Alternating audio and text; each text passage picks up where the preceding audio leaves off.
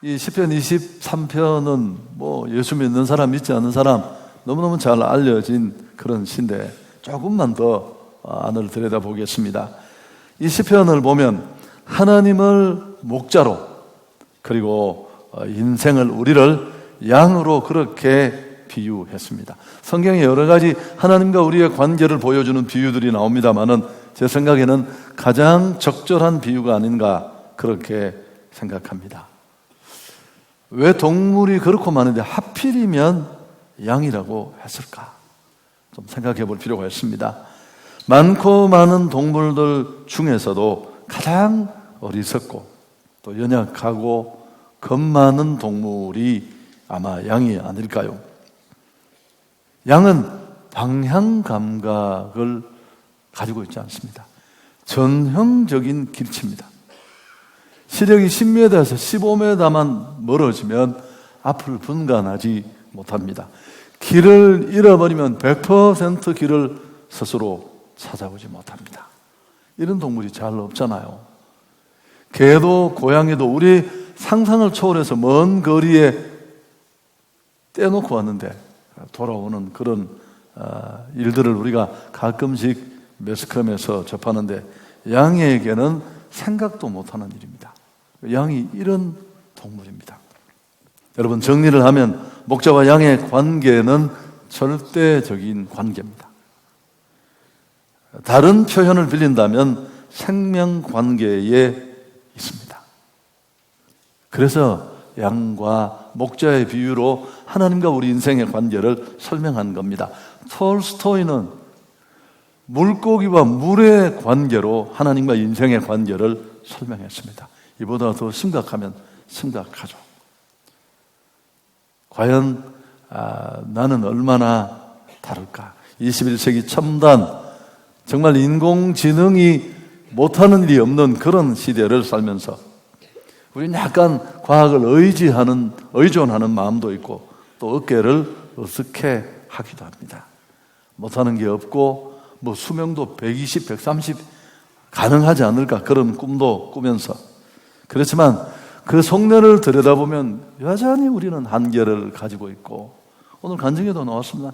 작은 질병 앞에도 의사도 누구도 어떻게 할 수 없는 어려움에 우리는 던져질 수 있고, 5분 뒤에 일어날 일도 모르고 안 되는 일 너무너무 많습니다. 온갖 부족과 질병에 허덕이다가 찰나의 시간이 지나면 죽음 앞에 서고 심판받을 수 없는 게 우리의 모습입니다. 여러분, 이유가 뭘까요?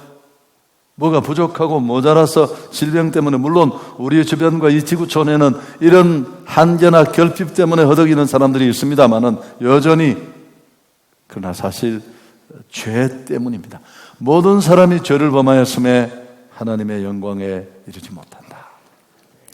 그래서 큰 집에 살고 좋은 차를 타도 여러분, 결국 인생은 살아보면 우리가 전도서를 공부하는 내내 깨달았습니다만 의미 없음, 그렇게 결론 내릴 수밖에 없습니다. 그런데 이런 결정적으로 죄가 우리를 막고 있는 인생의 어떤 몸부림도 의미를 만들 수는 없습니다. 죽음 앞에 예배 없이 끌려가고 끝이 아니라 심판과 영원한 형벌을 받게 되는데, 이것을 해결하는 길은 딱 하나뿐입니다. 인생의 행복은 부족과 결핍을 해결하고 좋은 기회를 만나는 데 있지 않습니다. 제가 이제 TV 보니까 56억짜리인가 3억짜리 빌라가 있더라고요. 뭐 별로 좋지는 않은데 좀 좋았습니다만은 그렇게 비싸일까 싶은데, 여러분, 인생의 행복은 그런 데 있지 않습니다. 없어서 그렇죠. 우리가 죄를 넘어서고 극복해야 합니다. 근데 인생이 이런 궁극적으로 우리의 행복을 가로막고 있는 걸림돌인 죄를 넘어서고 뛰어넘을 수 있는 길이 사실상 우리에게는 없어요. 그런데 하나님은 이런 우리를 구원하고 우리를 해결해 주시려고 그분이 계획하신 길이 있습니다. 그게 바로 예수 그리스도를 통한 길입니다. 하나님이 세상을 이처럼 사랑하사 독생자를 주셨으니 이는 저를 믿는 자마다 멸망치 않고 영생을 얻게 하려 하십니다. 예수님의 도움을 받는 것입니다. 그분을 내 삶의 주로 모시는 거죠. 인생은 열심히 사는 것도 필요합니다만 그 이상으로 누구의 인도를 받느냐? 조그마한 외국 여행을 가도 다 가이드가 있잖아요.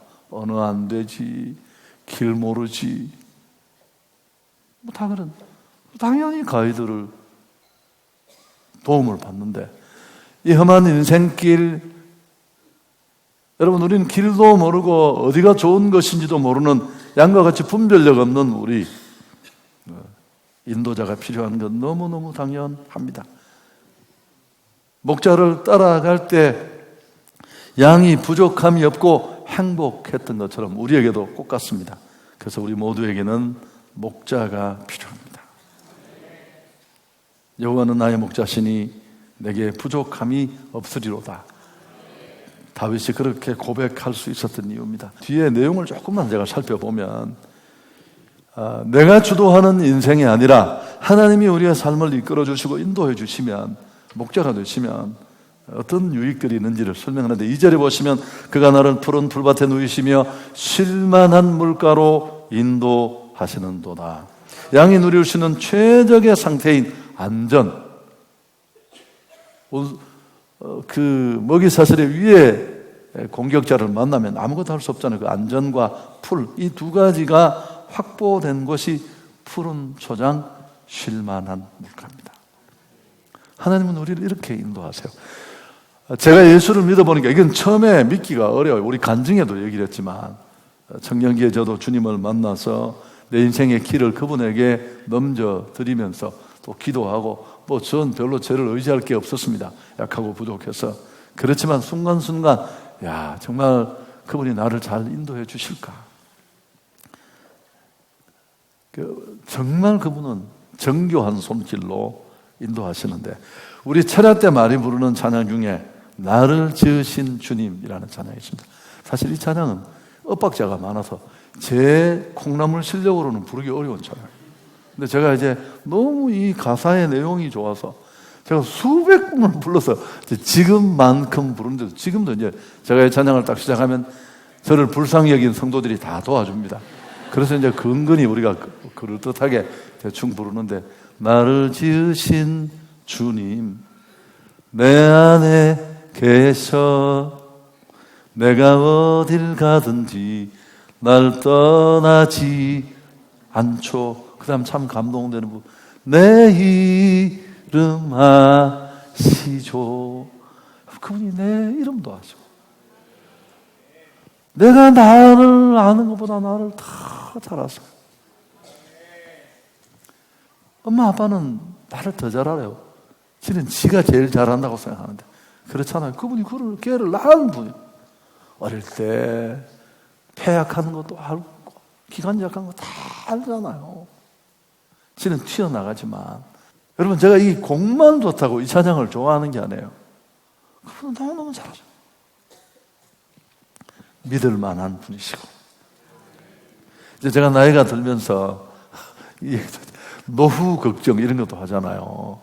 하니까 그분이 새벽에 수판 놓고 있는 저를 놓고 하십니다. 야 임마 됐다. 별거 없는 네가 지금까지 여기까지 온 게 네가 수판 두드려서 왔냐? 내가 네 노후다 임마. 저 참 깨달았습니다. 여러분, 제가 계획하고 뭐 계산해서 여기까지 지금까지 살 수 있는 사람이 저는 못 돼요. 다 그분의 선하신 인도가 저를 이끄셨는데, 네 60이 될 동안 내가 너를 인도했는데 네가 뭐 그 조만한 머리로 전자계산기, 그것도 계산이 안 되고 또 휴대폰에 계산기 꺼내놓고 때려서 네가 네 오후를 살 수 있다고 생각하느냐? 내가 네 노후다. 여러분, 여기 또 주목할 단어가 이제 눕는다라는 단어인데요.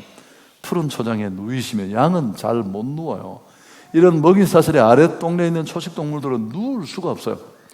누울 수 있는 동물들은 다 큰 동물들입니다. 사람도 그 중에 하나고요. 사자, 호랑이, 이런 정도들이 배를 깔고 눕는 거예요. 필립 켈러가 쓴 양과 목자라는 책에 보면 그는 8년간의 목자 생활을 경험으로 이 유명한 베스트셀러 책을 썼는데, 양은 다음과 같은 조건이 맞아야 배를 깔고 눕습니다. 첫째, 적으로부터 안전하다는 확신. 두 번째, 뭘까요? 공동체 생활을 하는 동물이어서 혼자만이 아니라 관계 속에서 불화가 없을 때. 세 번째, 기생충이나 이런 게 없어야 된대요. 혹파리 같은 게 날아다니다가 양 코에 알을 쓰면 이게 뇌로 들어가서 사망합니다. 그래서 뭐 기름도 발라주고 그렇게 한대요. 다 그런 비유가 나오고. 네 번째는 풀을 많이 먹고 배가 아주 빵빵하게 채워질 때, 그때 비로소 배를 깔 수 있다는 겁니다. 이럴 때 아멘을 하면 얼마나 좋을까. 여러분, 뿐만 아니라 내 영혼을 소생시키시고, 우린 육체적으로 푸른 초장 쉴만한 물가만 가지고 진짜 행복할 수 없습니다. 왜냐하면 우린 영적 존재입니다. 영적 필요가 있습니다. 대부분의 경우는 이런 영적 필요를 무시하고 살아서 모르는 경우가 많은데, 먹어보면 그게 다 살아나요. 영과 육은 다 중요하지만 영이 훨씬 더 주도적인 자리에 있습니다. 그래서 육체의 힘도 필요하지만 영적인 필요도 많습니다. 여기 소생시킨다라는 3절에 나온 이 슈브라는 히브리어는 영적인 필요를 채우셔서 우리를 다시 회복시키고 제자리로 돌린다는 뜻입니다. 하나님과 관계 속에 다 채워지던 영적 요소였는데, 범죄하고 그분과의 관계가 갈라지면서 물 뛰쳐나온 고기처럼 우리 삶 전체가 다 뒤틀리고 왜곡되었어요. 그게 다시 하나님 안에서 하나씩 돌아갈 수 있습니다. 여러분, 영적인 배고픔이 있다는 것 꼭 기억하시고요. 사실은 이 예배에는 그런 영적 요소를 공급받는 굉장히 소중한 첫날입니다. 어떤 분이 청각장애로 소리를 잘 못 듣는데, 완전히 못 듣는 분은 아니지만 근데 늘 예배에 가시는 거예요. 사람들은 좀 이상하게 생각했는데, 아니 소리도 잘 안 들리는데 가서 은혜도 받고 행복해하고. 사실 제가 외국인이라서 얘기를 안 하려고 했는데, 영국의 글래드스톤이라는 정치가의 얘기입니다. 사람들이 물었습니다. 아니 잘 들리지도 않는데 예배는 왜 매일 가느냐? 그는 이렇게 궁금해하는 사람들에게 대답했습니다. 나는 귀는 잘 들리지 않지만 이 영적인 분위기 속에서 내 공허한 마음을 채웁니다. 그리고 그 속에서 내 갈등도 해결합니다. 여러분, 우리 성도들은 다 이해가 되시죠? 제가 청년들도 오래 지도했잖아요. 청년들도 은혜를 알고 나면, 은혜를 못 받으면 막 배도 아파하고 심술도 부리고, 수련회에 큰 은혜를 줄 줄 알고 갔는데 때로는 그렇지 못할 때도 있어요. 강사나 여러 가지 상황으로 우리가 어떻게 할 수 없는, 여러 번 경험했던 일입니다. 하나님이 주시는 예배, 또 각종 은혜의 방법들을 통해 주시는 찬양도 참 그렇잖아요. 이런 위력이 있습니다. 록펠러는 무일푼이었지만 어머니가 물려주신 신앙의 축복으로 세계에서 가장 큰 부자로 가장 오랫동안 머물러 있었습니다. 근데 그 어머니가 이 아들에게 물려준 유산 중에 한 가지가 뭐냐면, 예배 시간에 앞자리에 앉아라 라는 겁니다. 록펠러는 94세 죽을 때까지 45분을 일찍 나와서 가장 앞자리에 앉았었다는 얘기가 있어요. 그 록펠러를 만나러 간 사람이 록펠러를 만날 수가 없었습니다. 늘 사람에 둘러싸여 있어서. 여러분, 40년이 지나고 나서 양자 물리학이 그 이유를 밝혀냈어요. 이 예배 시간에 목회자가 설교를 하면 이 앞부분에는 이 말씀이 선포되는 그 순간에 영적 파장이 소나기처럼 쏟아진다. 이 앞자리에 중증 우울증 환자를 8개월 앉혀두었더니만 깨끗이 치료됐다는 그런 임상 결과가 있어요. 예배는 우리 삶과 영혼의 주름을 하나님이 펴주시는 축복의 시간입니다. 저는 이것도 처음엔 잘 몰라요. 난 처음에 뷔페라는 음식을 못 먹어서, 제가 촌놈이잖아. 저는 오징어 회 하나가 제일 좋은데 막 회도 10가지 이렇게 처음에 그걸 딱 먹고 오면 어김없이 저는 배탈이 나서, 그래서 이해를 못했습니다. 저 많은 음식을 왜 먹냐? 딱 한두 가지만 먹지 말이야. 지금은 500가지라도 제가 먹을 수 있습니다. 안 줘서 못 먹지, 다 먹을 수 있습니다. 세 번째, 자기 이름을 위하여 의의 길로 인도하신다. 여러분, 목자의 인도 없는 양은 이건 방황이에요. 헤매는 겁니다. 어디가 길인지도 모르고 목적지도 모르고 가는 거예요. 오늘 인생의 모습 아닙니까? 산다고 얘기하지만 그게 사는 거예요. 다 가는 거니까 가는 거고. 결과도 모르면서 달려가는 건데 길이 보이지 않을 때 그분은 우리를 인도하십니다. 인도 선교를 했던 스탠리라는 유명한 선교사가 있습니다. 이분이 인도 선교를 하다가 밀림 지역에서 길을 잃어버렸습니다. 여러분, 우리가 TV에서 가끔씩 봤지만 진짜 죽는 겁니다. 그래서 이제 죽었다 싶었는데 가까이 소리가 들려서 가보니까 벌목을 하는 벌목꾼들이 있어서 도와달라고 길을 잃었다고 했습니다. 그랬더니만 벌목꾼들이 기다리라고, 자기 일 끝날 때까지. 아무리 기다려도 안 됩니다. 해가 지니까 일이 끝났습니다. 따라오라고. 막 달려가는데 그 어둠 속에 밀림을, 그래서 막 붙잡고 어디가 길이냐고 물으더니 여긴 길이 없다 그러더래요. 그리고 두 번째 말이면 내가 길이라 그러더래요. 밀림 속에 무슨 길이 있습니까? 그러나 그는 경험적으로 익숙하게 달렸던 그가 아는 길, 그게 자기가 길을 찾을 수 있으니까 내가 길이라고 했습니다. 스탠리 선교사는 그 얘기를 듣고 성경의 말씀, 여러분, 내가 곧 길이요 진리요 생명이니 나로 말미암지 않고는 아버지께로 갈 자 같다는 말씀을 새롭게 그가 이해할 수 있었다고 합니다. 선하신 하나님의 인도는 참 놀랍습니다. 촌발 충만한 제가 서울까지 와서 10년 동안, 여러분, 제 인생에 이런 그림은 없었습니다. 다 놀라운 방법으로 이끄시는 그 하나님. 그리고 위험으로부터도 보호받습니다. 4절을 같이 한번 읽을까요? 오늘 다윗이 고백하는, 내가 사망의 음침한 골짜기로 다닐지라도 해를 두려워하지 않을 것은 주께서 나와 함께 하심이라. 주의 지팡이와 막대기가 나를 안위하시나이다. 여름에는 높은 곳에서 방목해서 키우다가 눈이 내리면 다시 낮은 곳으로 데려옵니다. 우리에도 놓고. 그럴 때 높은 산과 해발이 낮은 곳은 마이너스 450까지 내려옵니다. 경사가 있어서. 그때 그 이동할 때 양이 가장 위험하대요. 지형도 위험이지만 주변 곳곳에 그들을 노리는 맹수들이 있으니까요. 그래서 반드시 목자의 보호가 필요한데 이런 상황을 둔 겁니다. 목자의 지팡이와 막대기는 하나는 인도고 하나는 적을 물리치는 막대기는 그런 역할을 하는 겁니다. 그래서 유대인들은 죽음의 순간에도 함께 하시는 하나님을 믿는데요. 장신대 장영일 교수가 쓴 유대 광야에서 읽어보는 시편 23편이라는 책에 보면 이 책을 쓴 분이 독일에서 만났던 자기 교수의 친구 이야기. 늘 강의가 끝나고 나면 히브리어로 이 시편 23편을 외웠다고 합니다.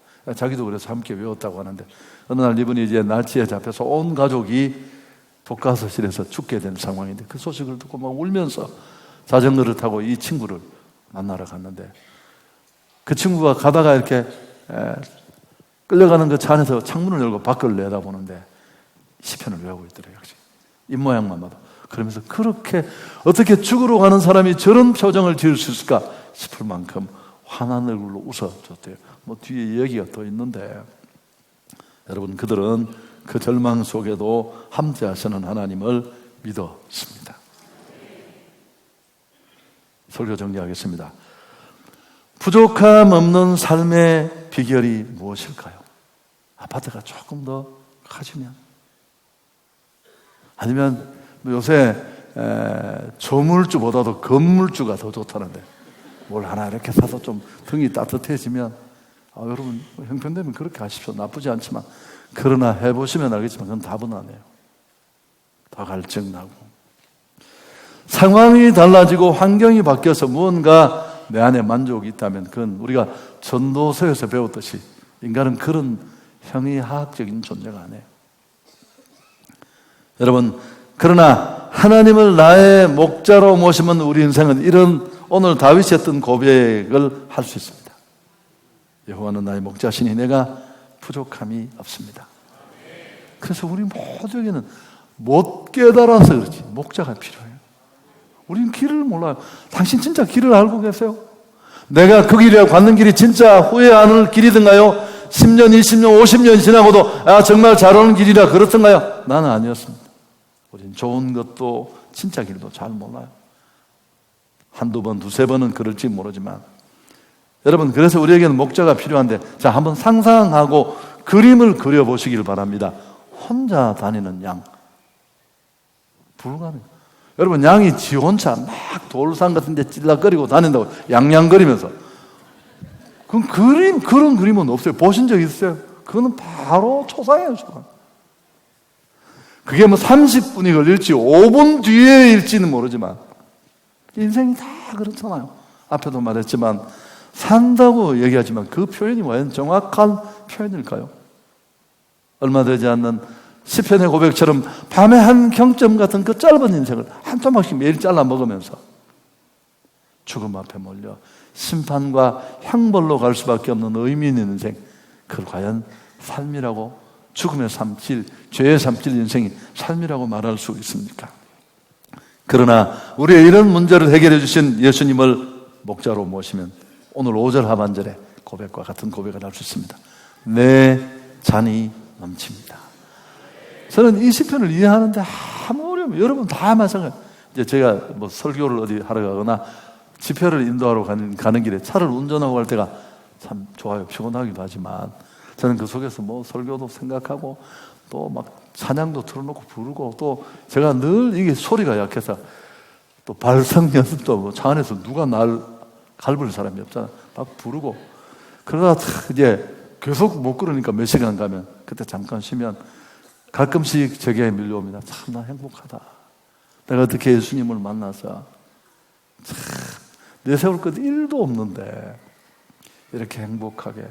그랬잖아요. 누가 인생을 다시 한번, 여러분 저는 그런 이야기하면 화가 막 말도 안 되는 소리를 하냐고. 여러분 다시 살면 저는 이렇게 못 살아요. 그걸 어떻게 또 다시 살아요? 너무너무 감사하고 감격하고 그냥 끝을 내야지. 또 동의도 하지 않고 그러시면.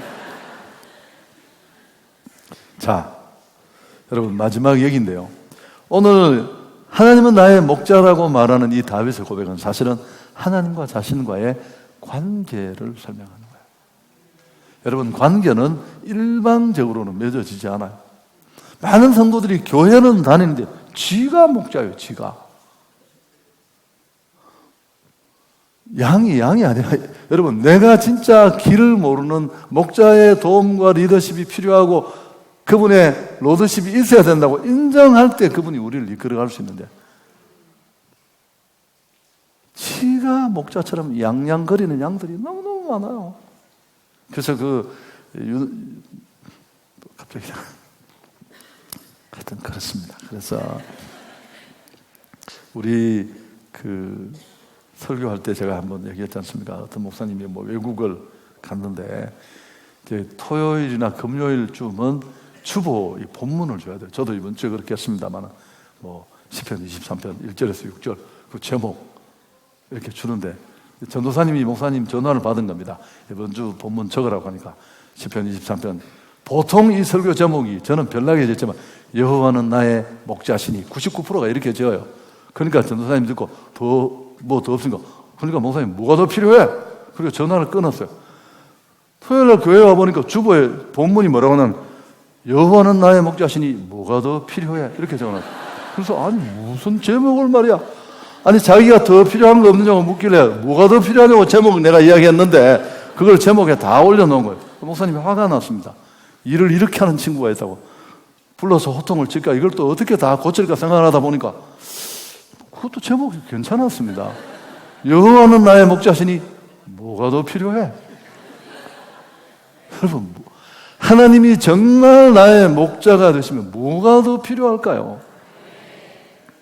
필요한 거 없습니다. 여러분, 바보들은 돈 따라다니고 권력에 기웃거리지만 그분 꼭 잡으면 다 가지고 오겠어요. 우리 육신의 아버지는 늘 한계가 있잖아요. 마음은 있지만 형편이 안 되지만 하나님은 얼마든지 우리를 도와줄 수 있습니다. 오늘 시간 때문에 다 말씀드리지 못하지만 간증하는 분, 또 우리 여러분을 초대하신 분, 제 설교 속에서 우리가 동행하는 그 하나님의 행복을 여러분이 꼭 엿보시고 이 하나님 만나 동행하는 축복을 누릴 수 있기를 축원합니다.